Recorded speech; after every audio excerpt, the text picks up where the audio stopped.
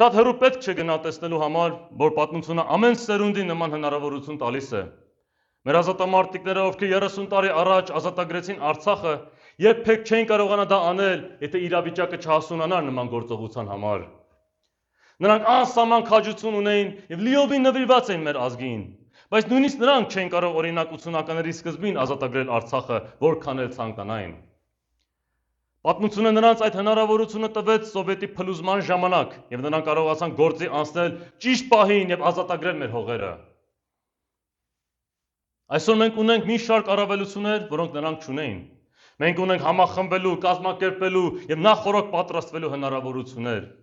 Սովետի օրոք նրանք չեն կարող ազատորեն կազմակերպություն ստեղծել, մարդկանց ներգրավել եւ հստակ ազգային գաղափարախոսություն քարոզել առանց լուրջ հետապնդումների ու վտանգների։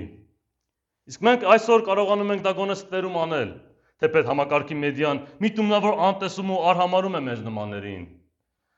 Սա է պատճառը, որ երբ Սովետը փլուզվեց, մեր երկրում ամեն ինչ շատ վատ էր կազմակերպված։ Ազգային գործիչները վերջին պահին մի կերպ էին կարողանում հավաքներ ու մարտական ջոկատներ կազմակերպել։ Անակնկալի եկան եւ պատրաստ չէին ճգնաժամը առավելագույնս ճիշտ օգտագործելու։ Եթե այդ անկազմակերպ ժամանակ կարողացան Արցախը ազատագրել, ապա պատկերացրեք, թե ինչեր կարող էին անել, եթե տարիներ շարունակ նախորդ կարողանային պատրաստվել դրան։ Ամեն դեպքում մենք այսօր ունենք այդ կենսական առավելությունը, նման ճգնաժամին պատրաստվելու հնարավորությունը եւ պարտավոր ենք այն լիարժեք օգտագործել, որպեսզի հաջորդ հնարավորության պատուհանի բացման պահին մենք լինենք պատրաստ հիմնադրելու իրական ազգային պետություն։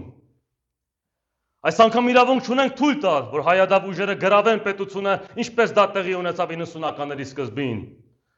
Այս անգամ մենք պետք է երաշխավորենք, որ նույն սխալը չի կրկնվելու, որովհետև այս անգամ ամեն ինչ շատ տարբեր է լինելու։